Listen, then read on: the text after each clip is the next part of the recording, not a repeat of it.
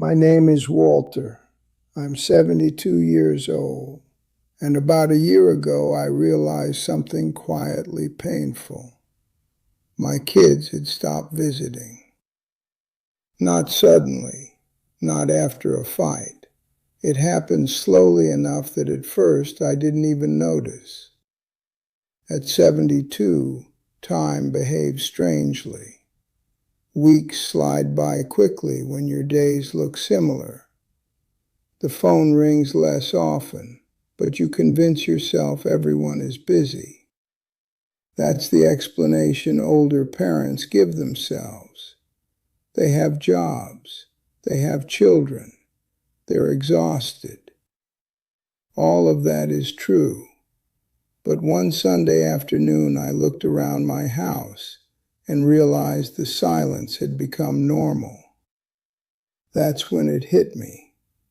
Normal silence wasn't something I wanted. I have two children, a son in his 40s and a daughter who lives about an hour away. Good people, responsible, kind. I raised them with love.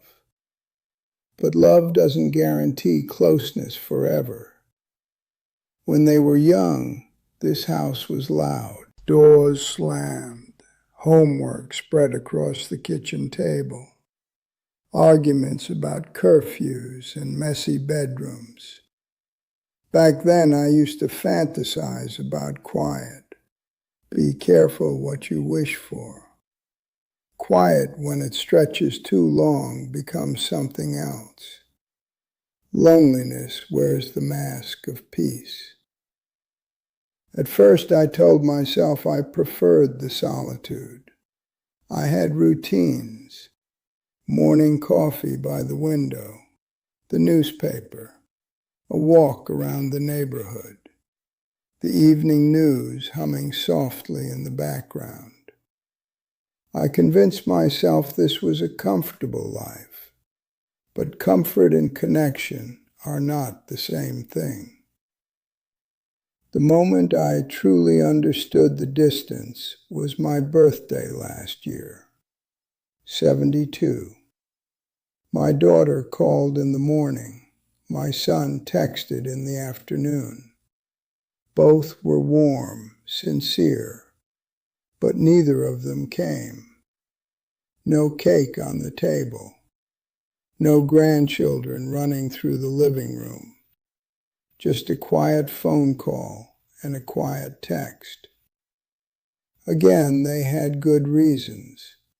Soccer games, deadlines, schedules. I understood. Understanding doesn't erase the ache. That evening, I sat at the same dining table where we used to celebrate everything. Birthdays, graduations, Christmas mornings. The chairs were still there, just empty. I began replaying the past few years in my mind. Visits had gradually become shorter, then less frequent, then mostly holidays, then mostly phone calls. And here's the uncomfortable truth I had to face. Part of the distance was my fault. Not because I had done something terrible, because I had slowly become someone they didn't know how to visit anymore.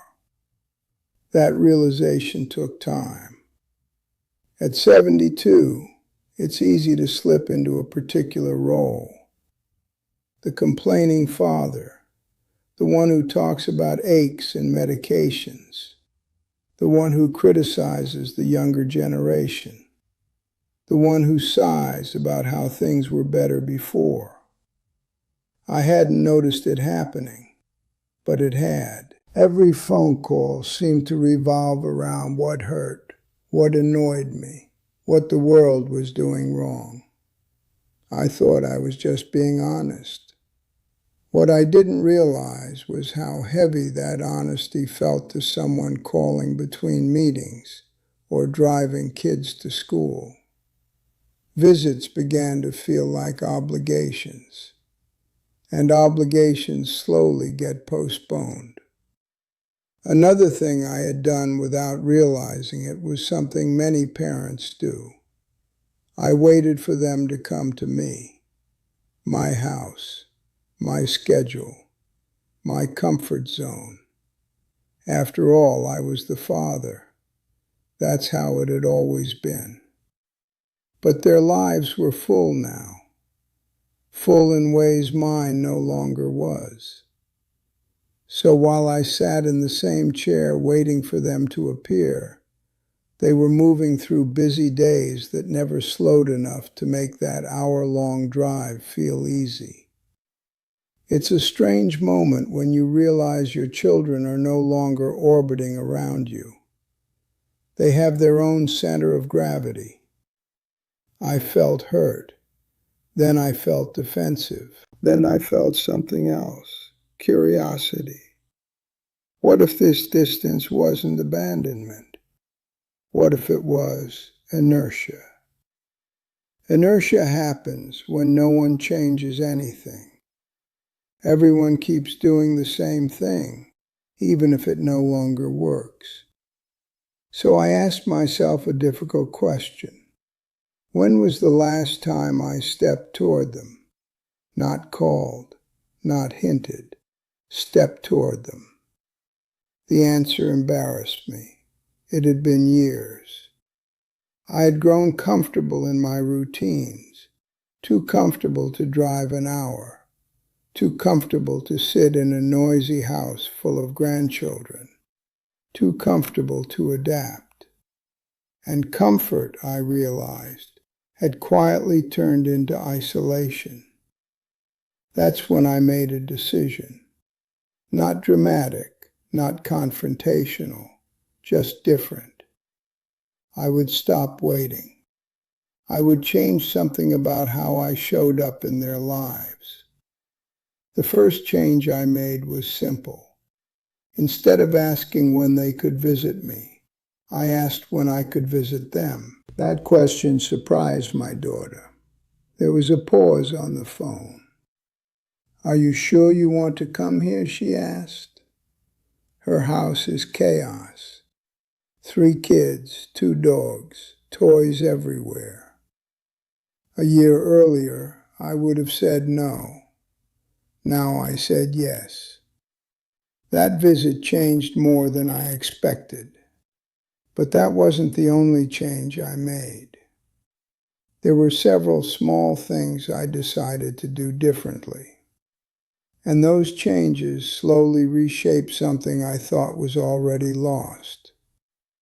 The first time I drove to my daughter's house, instead of waiting for her to come to mine, I almost turned around halfway there.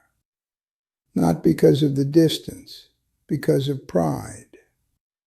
There is something strange about aging as a parent. You spend decades being the center of your children's world, and then slowly, quietly, the roles shift. Driving to her house felt like stepping out of my old position, but I kept going. When I pulled into the driveway, the house looked exactly how she had described it. Chaotic. Bikes in the yard, a soccer ball under the mailbox, one of the dogs barking through the window. It was loud before I even opened the door. And something unexpected happened. I felt alive in a way I hadn't felt sitting quietly in my own living room. My youngest grandson ran toward me like I had just returned from war. "Grandpa!" He jumped into my arms before I even had time to set my keys down. That moment alone made the drive worth it. Inside the house, my daughter looked both relieved and slightly surprised to see me standing there with a small bag overnight. I hadn't visited like that in years. The evening wasn't peaceful. It was messy. Homework at the kitchen table. Dogs begging for scraps. Someone crying about math problems. At one point, my daughter apologized. "Sorry it's so chaotic." And I heard myself say something that surprised both of us. "I think I missed this." Because I had. I had been protecting my quiet life so carefully that I forgot what real family life feels like. Real family life is not quiet. It's noisy, imperfect, unpredictable. That first visit didn't magically solve everything, but it started something. I began showing up more often, sometimes just for dinner, sometimes to watch a soccer game, sometimes to sit at the kitchen table while homework happened around me. And I made another change too. I stopped bringing my complaints with me. That was harder than it sounds.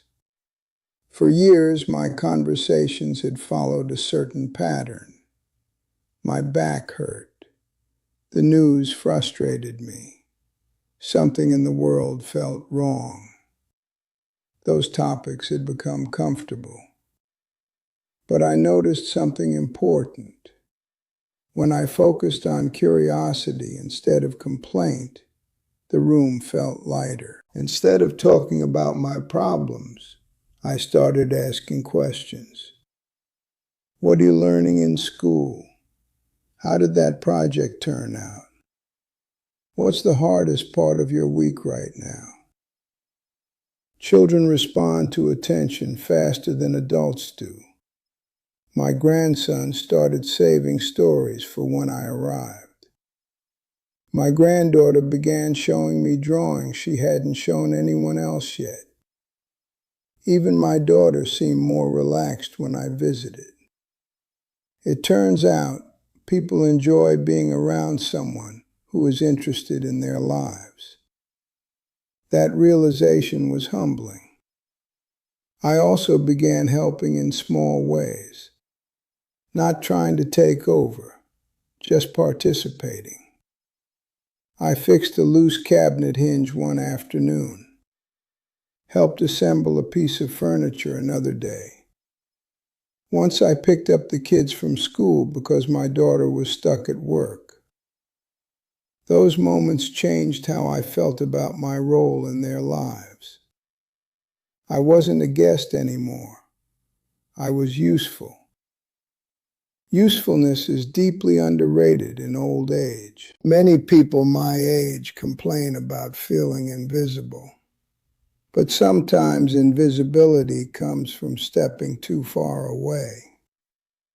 When you participate, you become part of the rhythm again. I made a similar effort with my son. Instead of waiting for him to find time, I started meeting him where he already was.